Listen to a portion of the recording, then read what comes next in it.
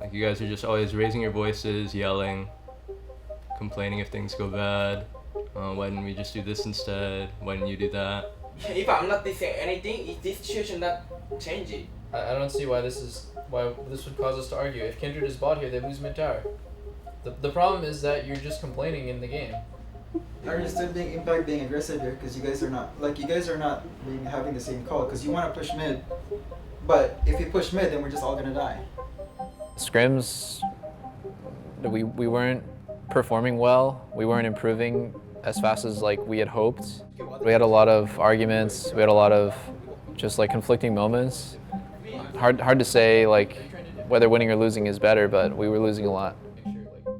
When players come into gaming, they oftentimes have these weaknesses, like let's say a high expectation, which on the surface doesn't sound that bad, right? But high expectations in certain circumstances can really damage confidence. If that confidence extends into like you personally feel really bad, the environment that you're around, whether it be family, friends, the organization that you're working with, right, can kind of accelerate the downward spiral of those issues, and they can turn into a very deeply personal issue. The issues that you see with having 7 people around themselves all the time is that you basically have a family that has been put together. There's competition, there can be infighting, there's times where each other can kind of prey on each other's weaknesses and get toxic in a way that really can kind of wear on them.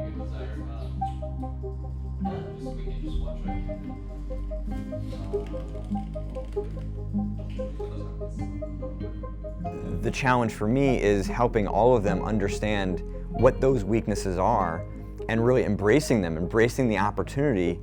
You know, like that is where the gold is. That's where the opportunity lies for things to come together. They oftentimes can be the catalyst that really elevates the player and the team to that next level. Just listen to like other teams.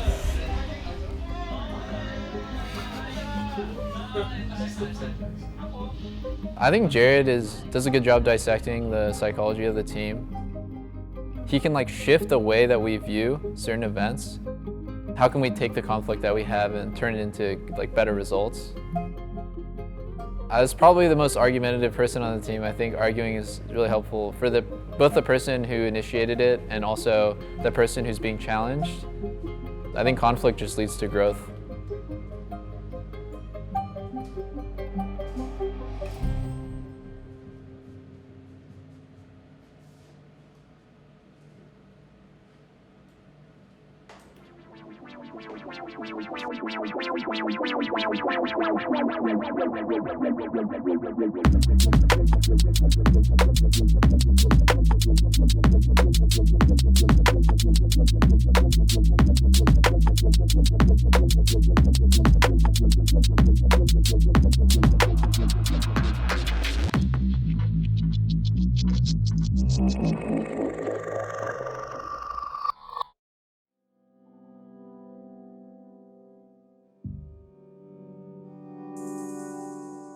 One of the biggest problems that I see within the mental health space as it relates to esports is isolation. One of the most common things that I hear is, wow, I didn't realize how common this actually was. And before in spring, like I just staying home, just play League of Legends whole day. And then when I look at myself on the bed, I was like, oh shit, I don't have my life. I woke up and then I realized, whoa. Myself and me here were different. Okay, listen to music, sing a song, beat the bus, dancing, whatever, just do it. And then I just dancing or whatever, hanging around and then rapping or whatever. Then yeah, I got myself bad. He just kept talking to me. He told me, do you have any bad feeling or do you want anything to talk about it? And I was like, this time I say, I'm really good. I enjoy my life. I have my own life here now. I love just being prepared. He was proud of me. One of the greatest gifts that I have seen has been players here that use a game to actually elevate themselves on a personal level. And that doesn't mean it just because of the success that they garner from it. It's because they better understand themselves, they better understand their weaknesses, they better understand their strengths, right? They use the game to elevate themselves and don't think of those weaknesses as a problem. Embrace them, better understand them, and figure out how to solve them because all of them have answers. That's why I call him father. You know, father knows the son's story. So yeah, it's really good to have him here. Fair warning, have you guys seen Shawshank? I have. You have? Does anybody not want to, before you play, does anybody not want to see the ending? Okay, you can pause it. So that was you guys yesterday. That is you. You guys. That was you yesterday. My point is simply don't resist it. Don't make it worse. Don't be frustrated by the fact that you're frustrated. Don't be angry at each other because you're angry. Don't you know, like all of it you have solved before, you will solve again. This is just one more iteration of what it takes to strengthen a team. Just embrace it, and that's it. And my only last question for you is just like how you guys feel about Sunday, like right now. I think everyone's just probably feeling nervous because it feels a lot different from last split, where we were just kind of shit stomping every team in the scrims. So we're pretty sure we're going to shit stomp every team through playoffs. But we're going like about 50-50, pretty much. Yep. In all our scrims. How you feel going into a match matters much less than the sum total of your experience and your competence and your capability in this game. And you just work the problem, right? You crawl through the shit. So even if the shit happens in the first half of the first game, you just keep crawling and you keep figuring it out, but you lean on each other, you trust each other, you lean on your experience, you trust your experience, and you find a way through. Today's winner not only plays for the summer title, but they do guarantee their spot in Worlds. I was actually extremely nervous before a 100 Thieves game. When people predict my team to win, I feel extra pressure to perform. The thing that a lot of teams do is they predict them to win, and then they let their guard down, and they feel like, oh, we can't lose. But no, it's different. It's like everyone thinks we're gonna win, but no one knows. I think it adds a layer of expectations, which to me makes me work harder. When people expect more of me, I try to do my best to meet those expectations. So don't try to get too nervous, but yeah, just try to have your focus level really high. Don't split, okay? Don't split. Liquid on 3. 1, 2, 3, Liquid! Thank you very much, Dash. I'm Rivington Bism III, joined by this dashing duo of Aiden Zyrene Moon and Isaac Azale Cummings Bentley. We are ready to get a rematch of the Spring Split Finals right here between 100 Thieves and Team Liquid. And actually he's gonna find Xmithie here. It's level 3 to level 2, and he's got the track on him from behind. Rio's gonna get a tag of Malefic Visions on. Someday gets a piece of this one as well. A tip for Tatch and a touch for everybody. Now top side, they look to make some results out of Someday getting a little too aggressive. Oh, the board's got hits. Killer Instinct from Doublelift, and they're gonna let that one go over to him. Kill secured by Team Liquid. Oh, they're on me. Yeah, I'm coming. I have ulti for you. I have ulti for you. Now his Q, but hold on, suppressed. Going down, Doublelift very low, misses the flash over the wall. Cannon Barrage might get this one, but he does get Chrono Shift. Eyes on Doublelift as he comes back up full HP. Instantly back down on the ground. Doublelift now caught in the frying pan as 100 Thieves has the fight. They can do Baron, guys. I die. They're gonna look Baron. 13 to 11. Bigger smite coming out of Onda in this situation as well, so he has the advantage. Forge God is called. Impact doing everything he can inside the pit. The smite's to come down, but Lamb's Respite stops the kill. Who gets it? 1600 HP. They kill Xmithie. Now it's all about the damage, and it is going to be Onda picking it up for 100 Thieves. Coming up on that 40-minute mark, teams have pushed each other to the brink here.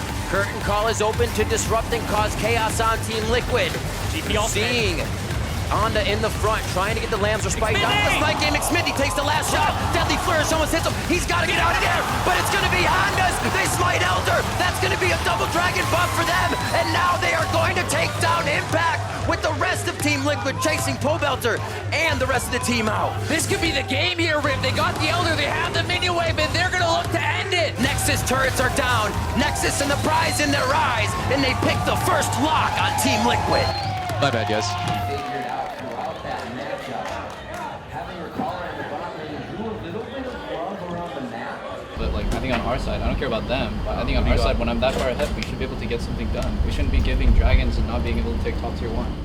After the first game, like I just felt like we gave the game away to them, and it wasn't anything they were doing well. I could notice all of their mistakes, every single small thing that their bot lane was doing wrong. I just took a mental note of, but mostly I knew that we didn't really lose to them. We lost to ourselves. We picked a bad comp. We didn't know how to play it. We made a lot of mistakes.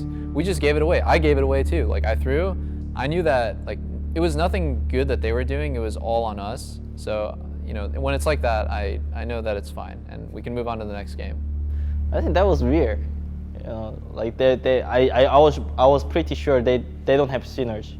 I felt like they were playing solo queue.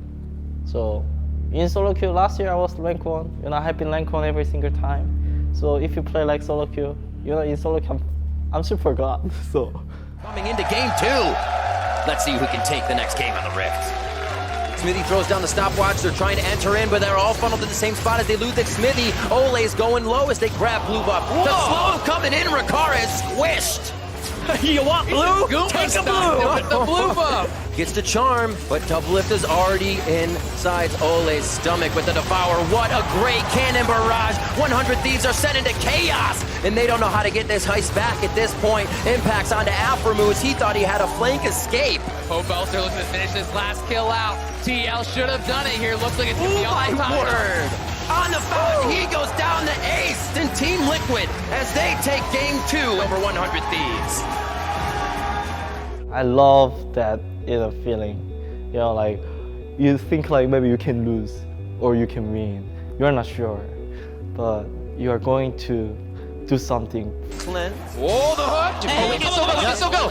I'm not gonna Nice. Aframu now gets himself to safety, and we're looking for Doublelift. And it is just a dog pile around Mountain Crate. And they are gonna put 100 Thieves up against the wall. It's game point for Team Liquid heading to Oakland. When I saw enemies, like got scared, like, oh, Thresh is coming, we have to back, and then they back like, you know, that insects, you know, when you open the light, that they just like this, you know, that feeling is like, makes me, I'm strong man. Mental is wearing away now, and we're seeing kind of the wait what moments as TL is able to keep things uncontested here, now contesting a fight in the mid lane, but I think 100 Thieves may have the upper hand. A round warp in from Pobelter to lock down Sunday. He's in the front, he's going down. Ryu can't even enter from the sideline as Anda is just absorbing as much as he can. Oh my god, but they go for Ryu! The no-look hook after the pillar from the left side. Aframu goes down first. Ryu is going down immediately after. There's 3. Team Liquid are heading down the mid lane as Pobelter does the round warp again. And they find themselves goal side of 100 Thieves. TL have done it. To protect their reign over the LCS, they'll get the chance. Team Liquid will find themselves on the final stage in Oakland. And Team Liquid will also go to Worlds.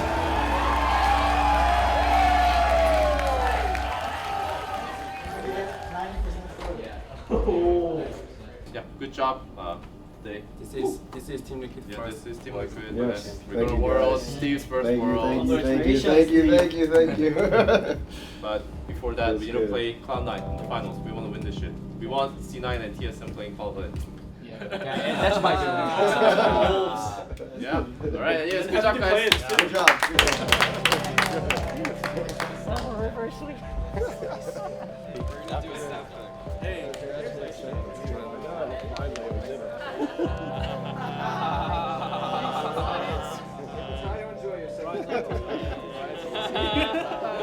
Doublelift. He's going to receive Player of the Series this time around. Fantastic carry play on those ADCs across the board. Team really indexing into his power and letting him pull them across the finish line. I mean, I think everyone just knows that no matter what team I'm on, it's just about me. Like, I want everyone to play around me because I'm confident in my ability to just be the quarterback. Like, if everyone gets resources into me, like, I just know that I'll do a really good job with them. And I think that sucks for them. Like, I understand how shitty that feels sometimes. I appreciate that my teammates are willing to, like, kind of let me be comfortable with my playstyle, with really, really aggressive and really, like, really linear playstyle, I'd say. I totally trust and respect all my teammates. They sacrifice a lot to get me ahead, and so like I of course I have to notice that and I have to recognize and appreciate that.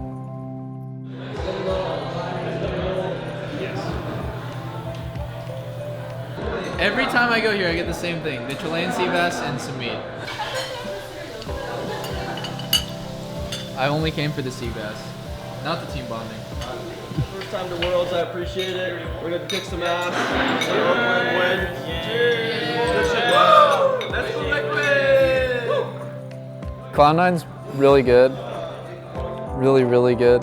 Probably the toughest opponent that I'll have to face in the finals. I'm actually shocked Golden Glue was able to perform on stage in those clutch moments. He's known to be a huge choker. You know, I'm proud for him because if I was him, I know how sick I would feel to overcome all those stigmas and all the past, like all the ridicule that he's gotten.